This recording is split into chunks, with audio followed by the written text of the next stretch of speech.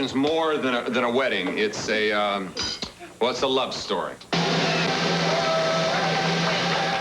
Lowry, I'm touched. Love blooms at a family wedding celebration, and so do love affairs in Cousins. One of the new films we're going to be reviewing this week, and we will also have a special tribute to the individualism of the late actor and director John Cassavetes on this edition of Siskel and Ebert. I'm Roger Ebert of the Chicago Sun-Times. And I'm Gene Siskel of the Chicago Tribune. Our first film is yet another remake of a successful French film. And surprise, the remake is quite entertaining this time.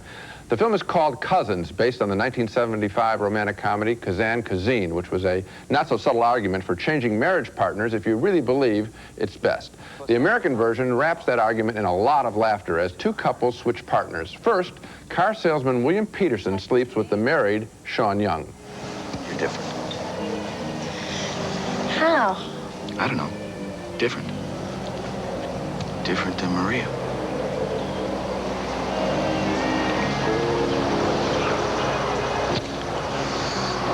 Maria's too good for me. That gaffe doesn't keep them apart. Meanwhile, their more conservative spouses, Ted Danson and Isabella Rossellini, are infatuated with each other, but Rossellini says no to sex. Is it just me, or do you also have this uncontrollable desire to put our lips together? We can't. You're right. We can't. Why can't we? And the older generation is on the make, too. Ted Danson's widower father, played by Lloyd Bridges, falls for Isabella Rossellini's widowed mother, Norma Alejandro. Can I use the phone to call a cab? Don't be ridiculous. Take my car. I'll stay here tonight. You can bring it back tomorrow with a full tank of gas. I'll bring it back tomorrow on one condition. Pick you up to have dinner.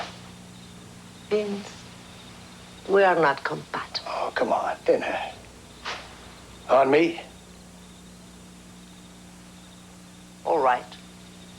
You made an old man very happy. You are not so old. I know, and I'm not so happy. Lloyd Bridges' character is a classic. I don't think he's ever been funnier on film, and the script by Stephen Metcalf is smart as well as funny. The people in this movie actually approximate real people, and yet this is a very traditionally crafted entertainment. I thoroughly enjoyed Cousins. I did too. I liked this movie, and I was surprised to like it because usually when there are all of these Hollywood retreads of French comedies, and usually they lack a little bit of the inspiration. You know, to me, the key to this movie was Isabella Rossellini. Well, she has only been in 4 or 5 films, only 2 or 3 really big roles. She is luminous in this film. She has a scene where she and Danson arranged to meet by accident at a restaurant where they're going to take their respective spouses. Right. And she almost cracks up when she sees him come in because she can't really play this role and go through with the charade. And the way that she says, "Oh, look who's here," and she laughs so that you know that she knew he was going to be here. That kind of acting is impossible to do on demand. It's got to come right out of the inside. Well, the other thing is that acting is smart, and that's what I was appreciated about this film. We've always said that foreign films have been much smarter and much more real about human relationships, romantic involvement, sex, and all that. Here's a film that is equal to the European tradition. So it lives up to its inspiration. And you're right about Lloyd Bridges and also about Keith Coogan, who plays Danson's son, the relationship between the grandfather and the grandson. And then the grandmother, too. There's another one who's great. Very funny. Okay, next movie. And our next movie is, for my money, intelligent and intriguing and fascinating, even if it does happen to also be a terrific thriller. The name of the movie is The Mighty Quinn, and it stars Denzel Washington from Cry Freedom as a police chief in an island not unlike Jamaica, who gradually unravels a very complicated murder while his own private life is coming unglued at the same time. One of the reasons for his troubles is a boyhood chum named Malby, played here by Robert Townsend. When a wealthy resort owner is found murdered, everybody wants to blame Malby, everyone that is, except for Chief Quinn, who smells a conspiracy. What are you smiling about? The uniform man. You look great. Quinn also has trouble on the home front with his wife, played by Cheryl Lee Ralph, who's rehearsing her reggae act. Because I don't know whether you have noticed it or not, but I am in the middle of a rehearsal. Oh, yeah. Now, that might not mean much to you, but it means a hell of a lot to me. The investigation leads to the wife of the local hotel manager, played by Mimi Rogers, and her husband, the manager, James Fox, has no respect for the local chief. I think we've had enough questions for today. Thank you. Mr. Elgin, Even when Quinn captures Malby, neither of them seems to take it very seriously. One of the charms of the movie is how Denzel Washington makes this cop into such a likable character. I had the blues so bad one time it put my face in a permanent frown. But now I'm feeling so much better, I can cakewalk into town. The Mighty Quinn works as a fascinating thriller. It even has that great character actor Emmett Walsh in it.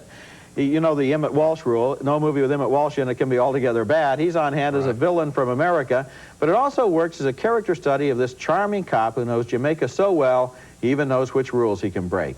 And it works as a portrait of the island, too, even though they never really name it as Jamaica. This is one of those rare thrillers that isn't just about who did it, but about how and why, and even about how the crime helps to shed some light on the society around it. The real discovery is Denzel Washington. He did a good job in Cry Freedom, but this is the first time we can really see his charm, humor, and sex appeal. And on the basis of this performance, I think I can see him becoming a major star. Oh, there's no question about it. When he is shot in close-up, and he gets a number of them, because there's a lot of pressure on him from, obviously, he's been trained by the FBI in America. He comes back to his native island. He wants to be true to his boyhood friend, Ms. Malby, which gets him in trouble, and all the other people. And he also has to deal with the governor, who's a and former with his wife at home, who's kind of obstreperous. So he's getting constant full shots and reaction shots, and when that camera hits him, the screen lights up. I mean, he's just a very exciting actor. The music is wonderful. I would buy the soundtrack album or accept a free one if someone will send me one. It's wonderful. This is a joyful, life-filled movie, and it's a great thriller. To me, it's a real discovery. Absolutely. Now, everybody knows that song about the Mighty Quinn, which is just kind of borrowed and snuck into this movie. Right.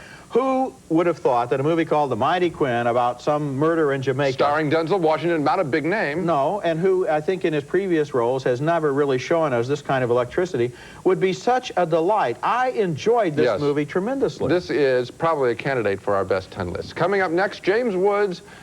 Probably, I think it is a candidate. Okay. James Woods plays a wild attorney who takes a break from defending drug dealers to try to free a man in prison for murder. The film is True Believer. You want to be a criminal defense attorney? Then know this going in. Everybody's guilty. During the break here, we have been just talking about The Mighty Quinn some more and how much we enjoy it and sharing favorite scenes. It is an exceptional film. Our next film is another courtroom drama, and the star of the court and the film is actor James Woods, who always gives a compelling, typically frantic performance. And he's fascinating once again, playing a former 60s radical lawyer who now defends guilty drug dealers. But a young idealistic lawyer, Robert Downey Jr., argues that Woods is not being true to his past. It's just that I left behind family and friends and a couple good job offers in Chicago. And in 3 dizzying weeks, I've helped to quit a coke dealer, a speed dealer. I specialize, Roger. An angel dust dealer. I'm not a kid anymore. A speed manufacturer. So get a job on Wall Street. I'm sure your rich daddy can arrange it. Look, man, don't tell me where to work. I came to New York to work for Edward Dodd, but I just can't believe that Edward Dodd has nothing better to do these days than invoke exalted legal issues to get off guilty little... Downey goes to work for Woods, and they seek to free an Asian man apparently wrongly imprisoned for murder. How could I help you? By trusting me. I got my face kicked in because I trusted you. I couldn't find a ballistics expert to say it wasn't your gun that killed Jimmy Chin, but it didn't matter. I went up against the damn DA himself, but I didn't care because I trusted you, because I believed in you. Downey and Woods go to Chinatown to reenact the murder before trying the case.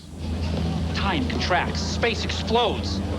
Perceptions can't be trusted as I pull out a loaded gun And then it's on to the courtroom. The film is called True Believer, and the title refers, I think, to the commitment a lawyer must make on behalf of his client. But the strength of the film is really James Woods. You can feel him struggle with taking on the case at all, and then really struggling to win it. The story's basic outline is familiar, but not the way Woods plays it. It does fall within the basic structure of this kind of movie, but of course James Woods makes every picture special. And I'm thinking about this whole show we've done up to this point. Isabella Rossellini, Denzel Washington, now James Woods. Extraordinary actors who are perfectly cast for these roles, in addition to everything else, so that they really make them work. James Woods is so smart, and he's able to put a spin on things in so many different ways. He's not always playing the same character, even though he has some of the same mannerisms. And here, it's really interesting, the change that he goes through when he gets behind defending this guy and learning once again, some of his old ideals. You use the word smart. I mean, this is what we keep demanding, is just people who approximate, I've always used this, yeah. Even the dumbest people we know are smarter than most characters in the movie. And he is very much enjoyable. It's not a great film. It's not in the category of the other two I think that we've been reviewing, but I recommend it. When we come back, Gregory Hines and Sammy Davis Jr. are a couple of hoofers, one reluctant and one old, in Tap. We ain't got no legs. That means I ain't got no legs, you ain't got no legs, and them men in there ain't got no legs. Gregory Hines is the son of one of the greatest tap dancer stars of all time, but despite his own talent as a tap dancer, Hines did not follow his father's footsteps. He went into crime instead. The movie opens as he gets out of jail and goes to visit his dad's old club on Times Square. Upstairs on the top floor, Sammy Davis Jr. presides over a kind of retirement home for retired tap dancers.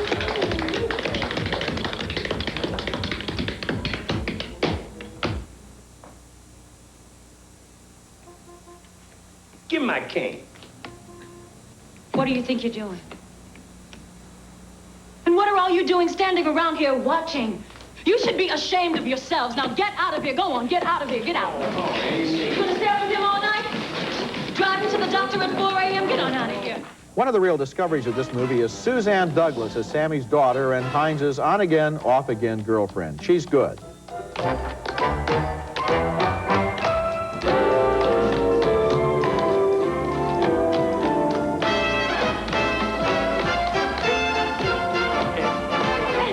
And that's a lot of fun. Actually, there are times when tap doesn't seem to know if it wants to be a musical or a drama. Some of the heavy scenes seem sort of out of place with the song and dance. But basically, this is a very enjoyable movie because of the dancing and also because these characters are interesting. We expect good work from Gregory Hines, and we get it, but the surprises here are Sammy Davis Jr., who for once, maybe for the first time in his career, is not playing Sammy Davis Jr., and also another surprise, Suzanne Douglas, who brings a real grace and style to her acting and dancing.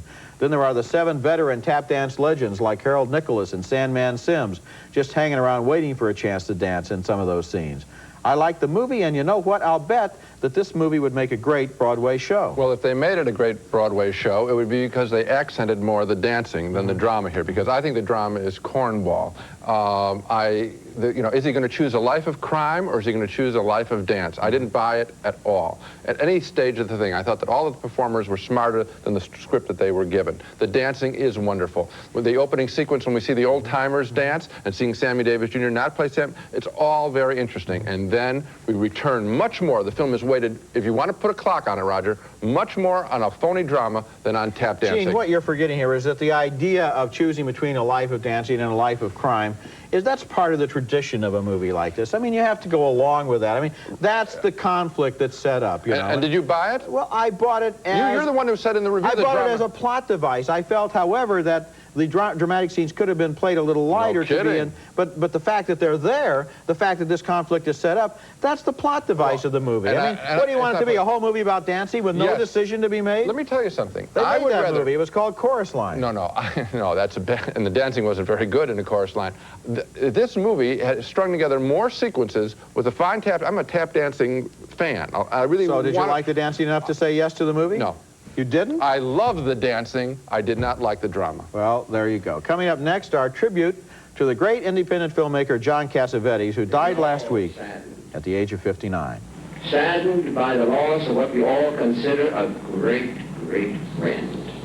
For the last couple of years, it was well known in the movie business that John Cassavetes was seriously ill. And Roger and I talked on occasion about devoting a special show to this adventurous, non-commercial filmmaker. Sadly now, our tribute takes the form of an obituary and an appreciation, as Cassavetes died of cirrhosis of the liver last weekend at age 59. Cassavetes was best known to most people as an actor in more than 20 films, including The Dirty Dozen. Take my arm, put it around your neck. Very simple, huh? And then it's all in the leverage. He also played Mia Farrow's actor husband in Rosemary's Baby. I've been a creep. It's from wearing a bomb guard would regain his sight, rat that I am. Oh, it's natural. You're bound to feel 2 ways about it. Even if I'm Mr. Yamaha for the rest of my days, I'm going to stop giving you the short end of the stick. You haven't been. Yes, I have. I've been tearing my hair out over my career. Let's have a baby. His typically demented roles, though, were merely a way to raise money for his first love, making films that rebelled against Hollywood conventions, shooting initially in black and white, such films as Shadows and Faces, and letting scenes run on past their traditional ending point to be as messy as life itself, as in my favorite Cassavetes picture, Husbands, a story of male bonding. Roll. Almost getting a heart attack. Roll! Five. Right back. Look at this. Winner. Look at this. Oh, Very Harry. we're off. Very Harry, anything. Five. Right. Precious this. Oh, that's the number. Very Harry, where are you? All right. Let's not lose our composure here. You won't get angry with me if we walk away with your club. Not only is that a great film about male bonding, it's a wonderful film about male fear of women. Now, you probably will be frustrated because John Cassavetes' films are not all available for home video rental. Very few are, as a matter of fact. He was such a rebel that he didn't want them seen on the small screen. Another tribute to this extraordinary filmmaker. And that, I must say, is a shame, because it seems to me that since most of his films did not get wide commercial release, if they're not on home video, people are not going to be able to see them at all. Right. There were even films like The Killing of a Chinese Bookie, which is one of my favorite films, starring Bing Gazzara, that never got a commercial release at all. But despite the fact that he had all of these discouragements in his career, he kept soldiering on, and he made very original films. In many ways, John Cassavetes' whole career could be traced through his collaborations with his wife, Gena Rowlands. I don't know how autobiographical their films were, but she seemed right at home in his freewheeling, high-energy domestic explosions, and she won 2 Oscar nominations under his direction, including one for this film, A Woman Under the Influence, which also starred Peter Falk. I'm a warm person. I know that. I'm not one of those stiffs that you like. Their noses up in the air. Boom, boom, boom, with their noses up in the air. Thank you. I'm not going to treat those guys. I want them to feel... I love those guys. I love them. I love anybody who brings in a house, Nick. I know that. One of the last films that John Cassavetes completed was Love Streams in 1984. He played an alcoholic movie writer holed up in the Hollywood Hills going slowly crazy, and Gena Rowlands played his sister, who was crazy herself, except that she made a kind of sense that he could understand. I've come to the most fantastic new understanding with Jack. I've made it up with him and with Debbie, too. Talk to him on the telephone, or you dreamt this?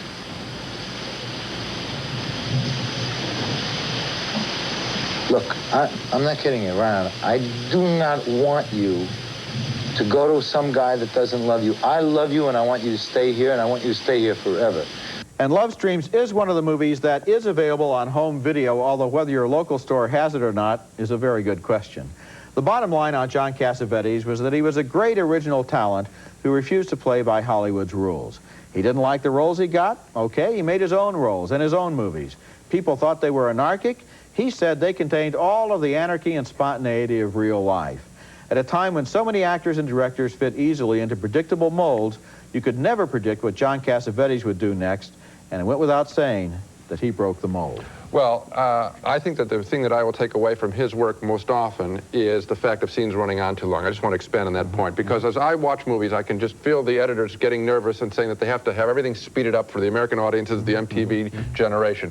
Cassavetes let scenes play on lifelike. Scenes don't end in real life. You can't walk away, and he would stay with it and stay with an emotion, have more than one thing happen in a scene, and I bless him for that. To contrast his work with something totally different, I was thinking of that horrible Tom Selleck movie, Her Alibi, in which not a single line of dialogue in the entire movie is the sort of thing that anyone would ever really say.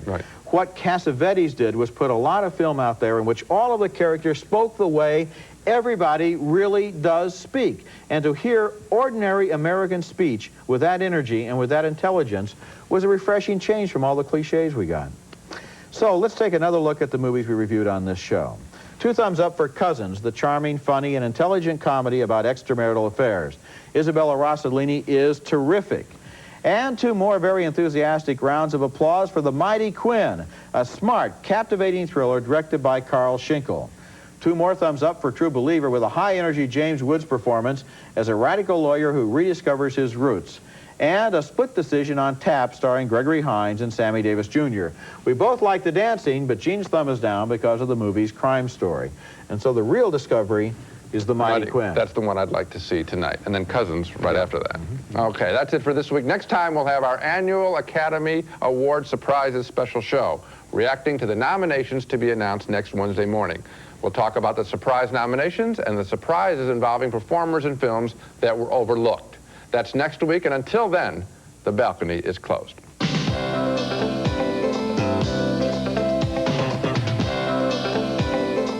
Nestle Crunch. It's creamy milk chocolate and crispy crunchies. Chocolate is scrumptious when it crunches. That's why you'll love Nestle Crunch. Johnny Cat Premium Cat Litter. Johnny Cat and a little privacy is all any cat needs. Everything else is just cat box filler. Certs is the taste everyone can agree on because fresh breath speaks for itself. Certs and sugar-free Certs with Retsin. Pledge. Generation after generation, Pledge keeps your wood furniture looking beautiful without any buildup. With Pledge, dusting can be beautiful.